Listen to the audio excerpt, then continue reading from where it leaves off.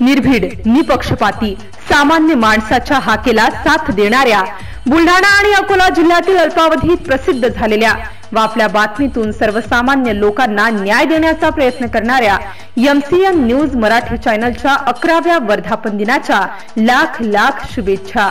शुभेच्छुक महादेवराव नेवारे, सहाय्यक पोलीस उपनिरीक्षक, Hiwarkhed police station, Sau अनिताताई महादेवराव नेवारे, मास्टर लोकेश चचाणे।